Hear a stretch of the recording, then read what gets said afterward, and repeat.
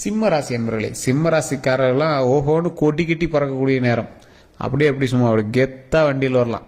ஒரு 10 வண்டி வாங்கக்கூடிய காலகட்டம், கிரையம் அதிகமாக பண்ணக்கூடிய நேரம், மண்டபம் கட்டக்கூடிய ஒரு காலகட்டம், ஒரு அற்புதமான நேரத்தில் இப்போ நீங்கள் இருக்கீங்க. இன்னொரு 8 வருஷத்துக்கு இது எல்லாமே ரெடி பண்ணிட்டு அந்த 8 வருஷத்துக்கு அப்புறம் அதெல்லாம் நீங்கள் அனுபவிச்சுட்டு ஜாலியாக இருக்கலாம்.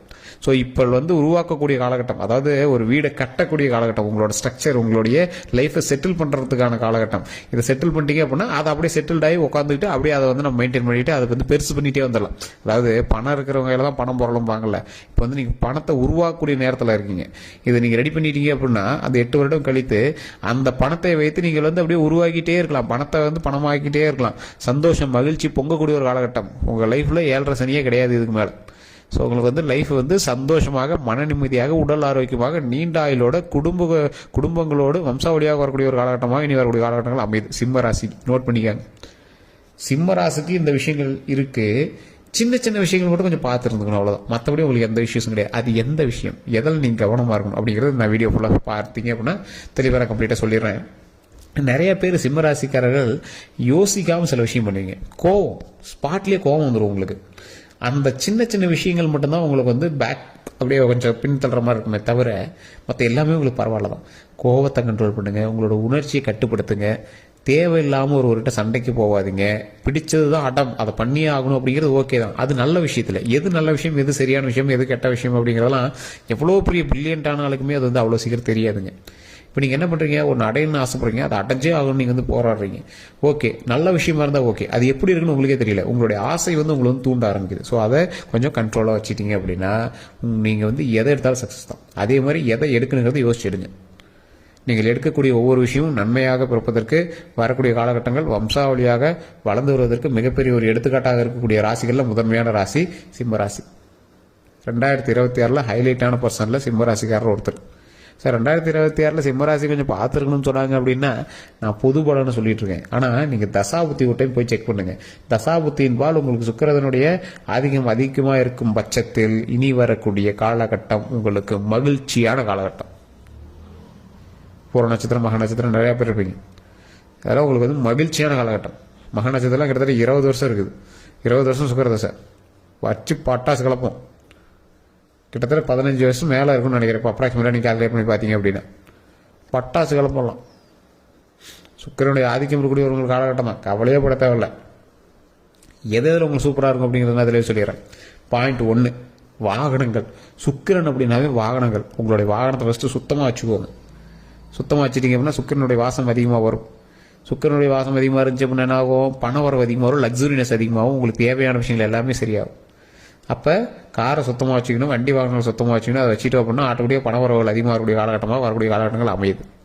அதே போல் பாயிண்ட் 2, பெண்களினுடைய ஒரு ஒரு அன்பான ஆளாக நீங்கள் வந்திருப்பீங்க.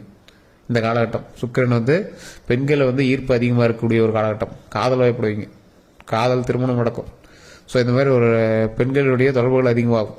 ஸோ இந்த மாதிரி காலகட்டத்தில் நீங்கள் கவனமாகவும் இருந்துக்கணும், கொஞ்சம் லக்ஸுரியாகவும் இருக்கும். அதே போல் பாயிண்ட் 3, இந்த சுக்கிரனுடைய காலகட்டத்தில் லக்ஸுரினஸ் எந்த அளவுக்கு லக்ஸுரினஸ், நீங்கள் பணம் சம்பாதிக்கிறீங்களோ இல்லையோ லக்ஸுரியாக இருப்பீங்க. வேற ஒன்னோட பணத்தையாவது நீங்கள் பயன்படுத்தியிருப்பீங்க, வேற ஒன்னோட காராவது நீங்கள் பயன்படுத்தியிருப்பீங்க. ஒரு லக்ஸுரியான லைஃப்பை நீங்கள் வாழக்கூடிய ஒரு காலகட்டம். பணம் சம்பாதிப்பீங்க, இல்லைன்னா சொல்ல, அந்த அளவுக்கு ஒரு லக்ஸுரியாக இருப்பீங்க. கடன்கள் எல்லாமே கொஞ்சம் கொஞ்சமாக சரியாயிட்டே வரும். கடன்கள் எல்லாமே கட்டிகிட்டே வருவீங்க. நிலபலன்கள் அதிகமாக வாங்கக்கூடிய ஒரு காலகட்டம். சுக்கிரனுடைய அதிகமாக இருக்கிறவங்க லக்ஸுரியாகவும் இருப்பாங்க, நிலபலன்கள் அதிகமாக வாங்கக்கூடிய ஒரு காலகட்டமாக அமையுது. நல்ல ஒரு மேன்மை அடையக்கூடிய ஒரு அற்புதமான காலகட்டமாக வரக்கூடிய காலகட்டங்கள் அமையுதுங்க. இந்த ராசியிலே ஒரு ஹைலைட்டான பர்சன் யார் தெரியுமா? சிம்ம ராசியிலே ஹைலைட்டான பர்சனு பெருமாளை வணங்குபவர்கள் சிம்ம ராசிக்காரர்கள் ஹைலைட்டான பர்சனாக மாறுவாங்க. பெருமாள் வழிபாடு எப்படி இருக்கும், அதாவது எல்லா தெய்வங்களையும் வழிபடும் போது ஒரு மனித உருவில் இருக்கக்கூடிய தெய்வங்கள் வழிபடுறோம், ஓகேவா? ஆனால் மனித உருவும் மிருகத்தினுடைய உருவும் கலந்திருக்கக்கூடிய, அதாவது வேறு ஒரு உயிரினங்களினுடைய உயிரும் கலந்திருக்கக்கூடிய தெய்வங்களை வழிபட்டால் டபுள் பவர். இது நிறைய பேர் தெரியறதில்ல. ஒரு எக்ஸாம்பிள், சிம்ம ராசிக்கார யானை வழங்கணும், நரசிம்மர் வழிபாடு. மனித உடல், மிருகத்தலை, சிங்கத்தினுடைய தலை. அப்போ என்னது, இரு சக்தி அதில் இருக்குது. ஸோ அந்த சக்தி எந்த அளவுக்கு மேன்மைப்படுத்தோ டபுள் மடங்கு செயல்படக்கூடிய ஒரு ஃபோர்ஸாக அமையுது. ஸோ அப்போ மனித உடலும் மிருகத்தலையும் இருக்கக்கூடிய நரசிம்மரை வழிபட்டால் சிம்ம ராசிக்காரர்களுக்கு யோகம் அதிகம். சார் சிம்ம ராசி வணங்குறாங்க, ஓகே. நரசிம்மர்லேயே நிறைய நரசிம்மர்லாம் சொல்கிறாங்களே, அகோபிர நரசிம்மர் சொல்கிறாங்க, லட்சுமி நரசிம்மர் சொல்கிறாங்க. யாரை சார் வழிபடுறது? நரசிம்மர் நீங்கள் வழிபட்டாவே உங்களுக்கு நல்லது தான். நீங்கள் மறக்காமல் நான் சொல்லக்கூடிய விஷயத்தை பேப்பரில் எழுதி வச்சுக்காங்க. ஓம் லக்ஷ்மி நரசிம்மரே போற்றி, ஓம் லக்ஷ்மி நரசிம்மரே போற்றி, ஓம் லக்ஷ்மி நரசிம்மரே போற்றி. சரி என்ன சார், எந்த நரசிம்மர் வழிபட்டாலும் பரவாயில்ல, நீங்கள் லட்சுமி நரசிம்மர்னு சொல்கிறீங்க. சார் தற்போதைய நிலைமையில் உங்களுக்கு வந்து சுக்கிரனுடைய ஆதிக்கம் அதிகம். அப்போ என்ன ஆகுது, உங்களுக்கு வந்து பணவரவு அதிகமாகுது. அப்போ நீங்கள் என்ன பண்ணணும், லட்சுமி நரசிம்மர் வழிபடும் போது உங்களுக்கான தைரியமும் கிடைக்க ஆரம்பிக்கும், பணபலமும் கிடைக்க ஆரம்பிக்கும், செல்வமும் சேர ஆரம்பிக்கும். ஸோ அதனால் ஓம் லட்சுமி நரசிம்மரே போற்றி, ஓம் லட்சுமி நரசிம்மரே போற்றி, ஓம் லட்சுமி நரசிம்மரே போற்றி அப்படின்னு தினம் 3 டைம் கண்டிப்பாக உங்கள் நாவால் உச்சரிக்கணும். காலையில் நான் நல்லா குளிச்சு முடிச்சுட்டு சந்தோஷமாக சூரியன் முன்னாடி அப்படியே அமைதியாக மனசு அப்படியே ஃப்ரீயாக ஒரு 3 டைம் பெருமூச்சு விட்டுட்டு, நல்லா பெருமூச்சு இழுத்து விட்டுட்டு நல்லா ரிலாக்ஸாக மூச்சு விட்டுட்டு அந்த இடத்துல ஓம் லக்ஷ்மி நரசிம்மரே போற்றி, ஓம் லக்ஷ்மி நரசிம்மரே போற்றி, ஓம் லக்ஷ்மி நரசிம்மரே போற்றி அப்படின்னு வணங்க. மிகப்பெரிய பவர் கிடைக்கும். லக்ஷ்மியினுடைய வாசம் நம்ம மேலே படும், நரசிம்மரனுடைய தைரியம் நம்மகிட்ட கிடைக்கும். எதை தொட்டாலும் ஜெயம், எதை தொட்டாலும் வெற்றி. ஸோ அந்தளவுக்கு பவர் இருக்கக்கூடியவங்க தான் லக்ஷ்மி நரசிம்மர். ஸோ இதை கண்டிப்பாக ட்ரை பண்ணி பாருங்கள். இதை தவிர உங்களுக்கு பரிகாரம் எதுவும் கிடையாது. ஏன்னா நேரம் நல்லா இருக்குது, அந்த நேரத்தை அப்படியே நம்ம தக்க வச்சுக்கணும் அப்படின்னா அதை அந்த இடத்துல நம்ம கரெக்டாக ஸ்டடியாக இருந்துக்கணும். அதான் முன்ன சொன்னல, கொஞ்சம் பேரை மட்டும் கரெக்டாக காப்பாற்றிக்காங்க, மற்றபடிலாம் ஒன்றும் இஷ்யூஸ் இல்லை. ஓகேவா? இப்போ பெண்கள் விஷயத்தில் கொஞ்சம் பேரை காப்பாற்றிக்காங்க, ஆண் விஷயத்தில் கொஞ்சம் பேரை காப்பாற்றிக்காங்க, மற்றபடி இஷ்யூஸ்லாம் எதுவும் கிடையாது. மற்றபடி நல்லாயிருக்கும். எதில் சார் கவனமாக இருக்கணும்? ஒரு சிலருக்கு இன்னும் ஃபினான்ஸாக இன்னும் செட் ஆகிருக்காது. இப்போ நான் சொன்னதெல்லாம் இன்னும் நடக்கலை சார் அப்படின்னு திட்டுவீங்க ஒவ்வொருத்தருக்கு. கமாண்டில் என்னையா நீ சொல்கிறது ஒன்று கூட நடக்கலை அப்படின்னு சொல்லுவீங்க. இப்போ நான் சொல்லிட்டு இருந்த விஷயங்கள் காரணம் என்ன, உங்களுக்கு தசாபுத்தி வேறு. நான் சொல்கிறது சிம்ம ராசியில் இருக்கிறவங்களுக்கு நான் ஓவரால் சொல்கிறேன்.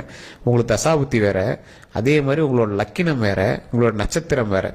லக்கினத்தில் உங்களுக்கு வேறு லக்கினமாக இருக்கலாம், மிதுனமாக இருக்கலாம், கடகமாக இருக்கலாம், கும்பமாக இருக்கலாம், ரிஷபம் மேஷமாக இருக்கலாம். ஸோ அப்போ அது என்ன பண்ணுறது, லக்கினமும் அந்த இடத்துல பேசுது இல்லை, ராசியை விட வலிமையான சில ஒன்று அங்கே இருக்குது இல்லை.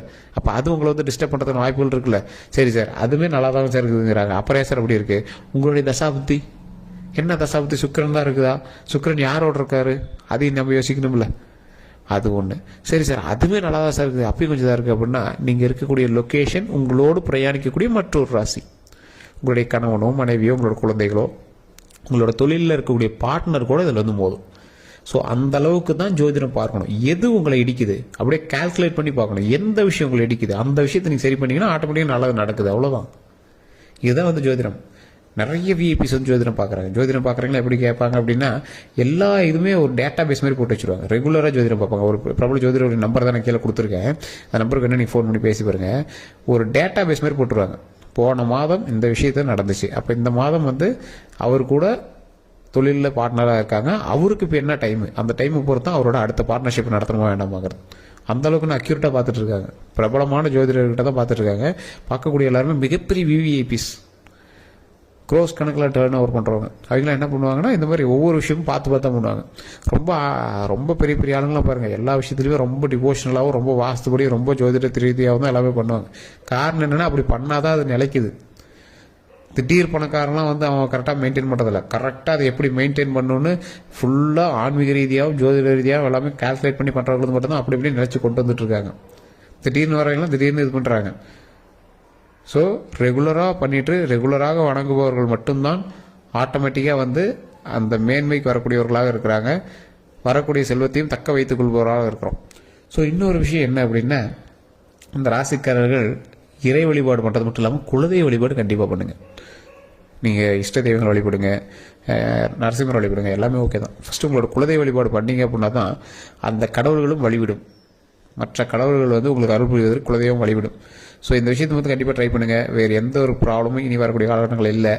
ஒரே ஒரு விஷயத்தில் மட்டும் கவனமாக இருங்க, உடல் ஆரோக்கியத்தில் கவனமாக இருங்க. என்ன சார் இவ்வளோ சொல்லிவிட்டு அதான் இப்போ சிம்பிளான மேட்டர் மாதிரி சொல்கிறீங்க, பெரிய விஷயம்தான்.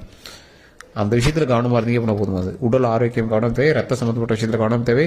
அடிபடாமல் பார்த்துக்கோங்க, உடல் நல்லா தெம்பாக பார்த்துக்கோங்க, தண்ணியில் கொஞ்சம் கவனமாக இருங்க, வலிக்கு விடாமல் பார்த்துக்கோங்க, தண்ணியில் ரொம்பவே கவனமாக இருங்க, பாத்ரூமில் அந்த மாதிரி விஷயங்களில் கொஞ்சம் கவனமாக இருந்தீங்க அப்படின்னா போதுமானது. மற்றபடி வண்டி வாகனங்கள் கவனமாக இருங்க, கண் திருஷ்டி வராமல் பார்த்துக்கோங்க. மற்றபடி எல்லாமே அருமையாக இருக்குது, ஒன்றும் பெரிய இஷ்யூஸ்லாம் கிடையாது. நிறைய பேர் வந்து ஜோதிடம் பார்க்கணும்னு ஆசைப்படுறீங்க, கீழே கான்டாக்ட் நம்பர் டீடைல்ஸ் கொடுத்துருவோம். ஜஸ்ட் நீங்கள் வந்து ஃபோன் பண்ணி பேசி தெரிஞ்சுக்கலாம். மோஸ்ட்லி நீங்கள் வந்து லோக்கலே ஜோதிடம் பாருங்கள். அதில் செட் ஆகலை அப்படிங்கிறவங்க மட்டும் ஃபோன் பண்ணுங்கள். ஃபோன் பண்ணாலும் பிஸின்னு வந்ததுன்னா தயவுசெய்து வெயிட் பண்ணி தான் பண்ணணும். வாட்ஸ்அப் நம்பர் கொடுத்துருவோம். வெளிநாட்டில் இருக்கவங்க வந்து வாட்ஸ்அப் மூலமாக தொடர்பு கொள்ளலாம். வேறு ஏதாவது கருத்துக்கள் இருந்தாலும் மறக்காம நீங்கள் வந்து ஃபோன் மூலமாக பேசி தெரிஞ்சுக்கலாம். பிரபல ஜோதிடனுடைய நம்பர் தான் கொடுத்துருங்க. ஜஸ்ட் நீங்கள் கால் பண்ணி அவர்கிட்ட டேரெக்டாக பேசிக்கலாம். எல்லோருக்கும் நன்றி நண்பர்களே.